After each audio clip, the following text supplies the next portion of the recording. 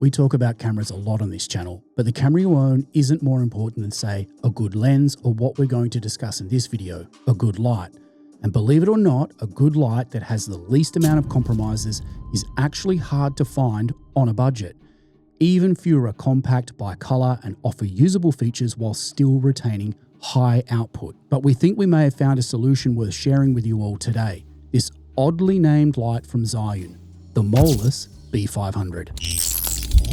Now, when buying anything, you have to weigh up what your use case is versus its build quality, functionality, and cost. With lighting gear, for us, it's about output, size, portability, and durability. What we don't care for is Bluetooth app control because we prefer using DMXs. So why did we opt for the Molus B500 over more lights from Aputure or Godox? That's a very good question with a complex answer. The first part is easy to answer.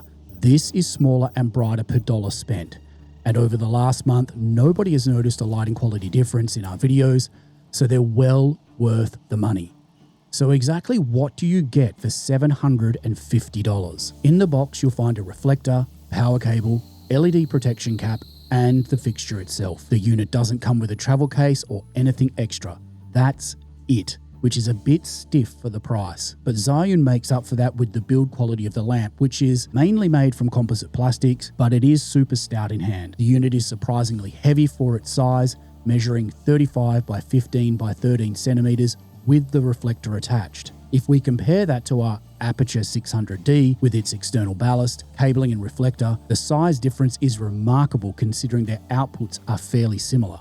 That's thanks to Zhiyun's DynaVort cooling system, but I'll get into the cooling system itself in a minute, as it ties directly into the lamp's layout. At the back of the fixture, we have a plastic handle, which is a bit thin and hard to grip, a fan, and the fixture's menu control screen. The screen is nice and bright, but it is small and easily blocked by the handle depending on the angle of use. On the bottom, we have a small on and off switch, right next to our power input, and our baby pin mounting hinge, which provides 180 degrees of tilt range. On the right hand side is another huge fan and a menu control knob for fast CCT control. Rotating the knob changes the color temp by a factor of 100 degrees, and depressing the button moves quickly through the preset color temps. Pushing and holding the button enters the effects control mode, where you can find a bunch of industry standard effects. They're all pretty useful. And on the left hand side is a fast dimming controller, allowing for 10% changes by depressing the button, or more refined 1% changes by rotating the wheel. It's also on this side of the fixture that we find our Bowens mount release trigger, plus another huge fan and a USB-C port. And on the very top of the fixture, we can see all the venting and cooling the B500 is employing to keep this fixture icy cool. But really what we're paying for is this giant puppy up front. This is a huge bicolor LED stack that's bolted into a sturdy metal chassis surrounded by a Bowens mount. At 1 meter without the included reflector, our tests matched the quoted B500 output at 19,000 lux. And with the reflector, the lamp's output measures between 76,400 and 90,000 lux at approximately the same distance. That's around 4/5 of the 600D's peak output. In a more practical sense, the reflector boosted the output of our unit at a distance of 3 meters away from an f11 to f16 and a third.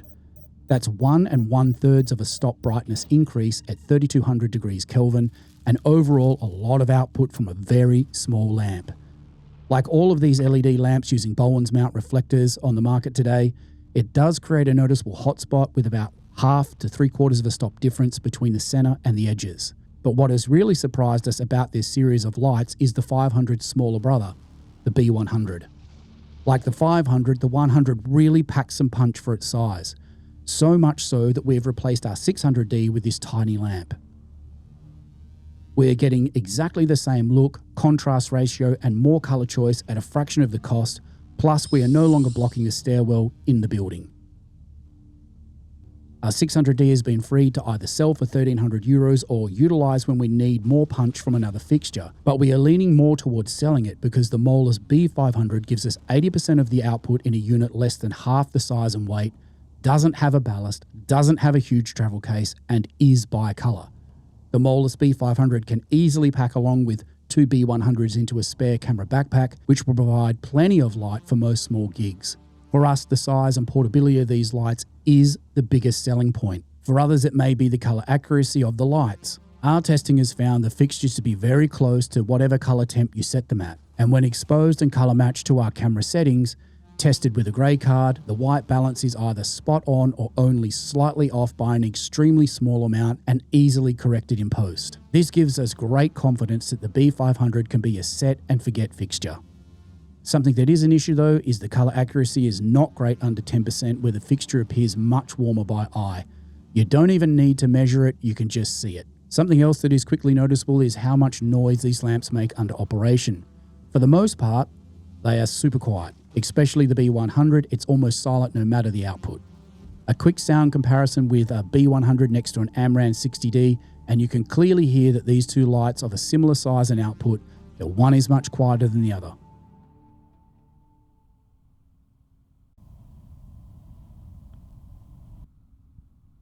That means when we need to grab a light, the Amran is now just being left behind and the Molus is being packed. They are just a simpler all-in-one solution, and when we don't have a gaffer on a shoot, what we want is speed and simplicity, and we get just that.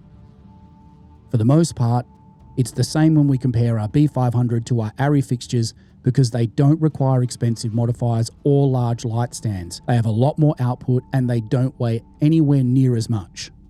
But unlike its little brother, the B500 doesn't remain relatively silent throughout its entire operating range. When we run our lamp at 100%, the fans activate quickly, but instead of staying quiet, they just get louder and louder and louder.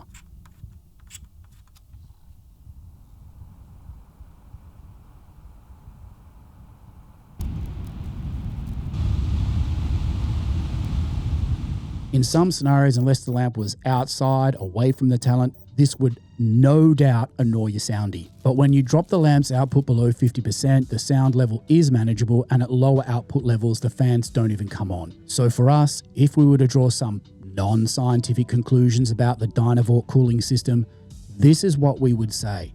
It works amazingly well and is silent on our B100 fixture as the fans are adequately cooling the light. But the B500 with its much larger LED and a build of only twice the size of the 100, sharing the same rear fan size as the 100 and only two other fans slightly larger on the sides, is clearly undercooled and why the fans are having to work so hard at peak brightness, meaning that it is really hard to draw a definitive conclusion on whether the DynaVort cooling system works, as it doesn't appear to have been scaled effectively across the range. For the B500 to run as silent as the B100, it would require a lot more airflow and much larger fans spinning at a lower speed to remain quiet. But the biggest issue with the design is definitely the mounting hinge. For the most part, it's made of composite plastic. Now, this bracket here is made of metal, but it's only held in by 4 tiny screws. Even though this one does feel sturdy, we don't believe this type of hinge is the right design choice for a lamp with this sort of output, as much larger, heavier modifiers like this 120 dome are more likely to be used to soften the light. It would have also been nice if Zhiyun had included a longer power cable. The included one is around 7 feet, and if you need to get your light up high or even just boom it out over something, you will need an extension cord. But even with its quirks, when we compared the B500's cost savings to the fixture's output ratio, we wish we could turn back time and save €600 and just buy what Zhiyun is offering. It's color accurate and bright enough for most of the work that we do on this channel, and that's really the key. You no longer need to spend a huge amount of money to get a small, easily portable, super bright, color accurate light that is great for studio use and slow motion shooting.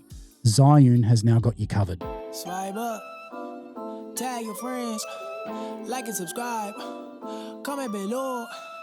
If I make this follow, don't let this flop, wait till the